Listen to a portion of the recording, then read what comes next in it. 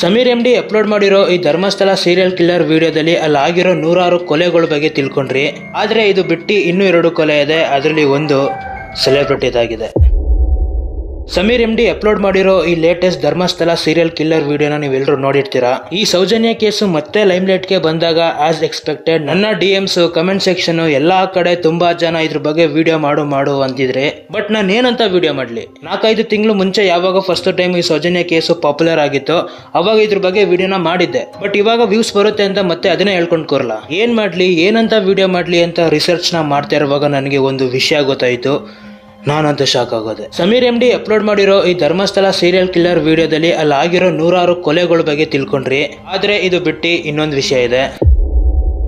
ಲಂಕೇಶ್ ಪತ್ರಿಕೆ ಅರ್ಲಿ 2000 ಅಲ್ಲಿ ಕರ್ನಾಟಕದಲ್ಲಿ one of the popular news paper. March 14, 2001 ಅದೇ ಲಂಕೇಶ್ ಪತ್ರಿಕೆ ನ್ಯೂಸ್ ಪೇಪರ್ ಅಲ್ಲಿ ಒಂದು ಆರ್ಟಿಕಲ್ ಪಬ್ಲಿಷ್ ಆಗುತ್ತೆ, ಧರ್ಮಸ್ಥಳ ಮಾಫಿಯಾ ಅಂತ. ಆ ಆರ್ಟಿಕಲ್ ಅಲ್ಲಿ ಧರ್ಮಸ್ಥಳದಲ್ಲಿ ನಡೀತಿರೋ ಕಚಡ ಕೆಲಸಗಳ ಬಗ್ಗೆ ಬರ್ದಿರುತ್ತೆ. ಆ ಒಂದು ಆರ್ಟಿಕಲ್ ನ ಬರ್ದಿದ್ದು BM ರಶೀದ್ ಅನ್ನೋ ವ್ಯಕ್ತಿ. ಆದ್ರೆ ಶಾಕಿಂಗ್ ಪಾರ್ಟ್ ಏನು ಅಂದ್ರೆ, ಆ ಆರ್ಟಿಕಲ್ ಪಬ್ಲಿಷ್ ಆದ್ಮೇಲೆ ಆ ಆರ್ಟಿಕಲ್ ಬರ್ದಿರೋ ರಶೀದ್ BM ಒಂದು ಲಾಡ್ಜ್ ಅಲ್ಲಿ ಶವ ಆಗಿ ಸಿಗ್ತಾನೆ. ಬರೀ ಇಷ್ಟೇ ಅಲ್ಲ, ಅದಾದ್ಮೇಲೆ ಫೇಮಸ್ ಜರ್ನಲಿಸ್ಟ್ ಗೌರಿ ಲಂಕೇಶ್ ಅವ್ರ ಅಂಡರ್ ಅಲ್ಲಿ ಒಂದು ಆರ್ಟಿಕಲ್ ಪಬ್ಲಿಷ್ ಆಗುತ್ತೆ. ಈ ಒಂದು ಆರ್ಟಿಕಲ್ ಅಲ್ಲೂ ಅಷ್ಟೇ ಧರ್ಮಸ್ಥಳದಲ್ಲಿ ನಡೀತಾ ಇರೋ ಕಚಡ ಕೆಲಸಗಳನ್ನ ಹೈಲೈಟ್ ಮಾಡಿ ಬರ್ದಿರ್ತಾರೆ. Gauri Lankesh one of the fearless journalist. Media ಆಗ್ಲಿ ಇಂಟರ್ವ್ಯೂ ಆಗ್ಲಿ ಯಾರಿಗೂ ತಲೆ ಕೆಡ್ಸ್ಕೊಳ್ದೆ ಏನ್ ತಪ್ಪಿದೆ ಅದನ್ನ ತಪ್ಪು ಅಂತ ಎಲ್ರು ಮುಂದೆ ಹೇಳ್ತಿದ್ರು. ಆದ್ರೆ ಆಸ್ ಎಕ್ಸ್ಪೆಕ್ಟೆಡ್ 5th ಸೆಪ್ಟೆಂಬರ್ 2017 ಅಲ್ಲಿ ಗೌರಿ ಲಂಕೇಶ್ ಅವ್ರ ಮನೆ ಎದುರುಗಡೆನೆ ಒಂದು ಗ್ಯಾಂಗ್ ಬಂದು ಅವ್ರನ್ನ ಶೂಟ್ ಔಟ್ ಮಾಡಿ ಅಲ್ಲೇ ಸಾಯಿಸ್ಬಿಡ್ತಾರೆ.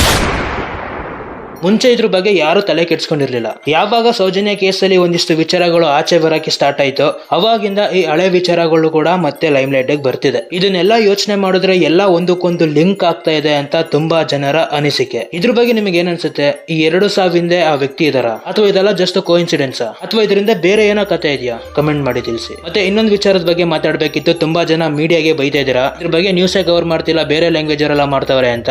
ಒಂದಿಷ್ಟು ಮೀಡಿಯಾಗಳಿಗೆ ಟೇಬಲ್ ಕೆಳಗೆ ಸೆಟ್ಲ್ಮೆಂಟ್ ಆಗಿರುತ್ತೆ, ಮತ್ತೆ ಒಂದಿಷ್ಟು ಮೀಡಿಯಾದವ್ರಿಗೆ ಭಯ. ಇದ್ರ ಬಗ್ಗೆ ಮಾತಾಡೋದಕ್ಕೆ ಒಂದಿಷ್ಟು ಜನಕ್ಕೆ ಭಯ. ಏನಕ್ಕಂದ್ರೆ ಅವರು ಗೊತ್ತು ಇದಕ್ಕೂ ಮುಂಚೆ ಇದ್ರ ಬಗ್ಗೆ ಮಾತಾಡಿದವ್ರ ಗತಿಗಳು ಏನೇನಾಗಿದೆ ಅಂತ. ಅದಕ್ಕೆ ತುಂಬಾ ಜನ ಸೈಲೆಂಟ್ ಆಗಿದ್ದಾರೆ. ಆದ್ರೆ ಒಂದು ಸಿಂಪಲ್ ಪ್ರಶ್ನೆ, ಭಯ ಇದ್ಮೇಲೆ ಈ ಮೀಡಿಯಾ ಫೀಲ್ಡ್ ಏನಕ್ಕೆ ಬರ್ಬೇಕು ಅಂತ.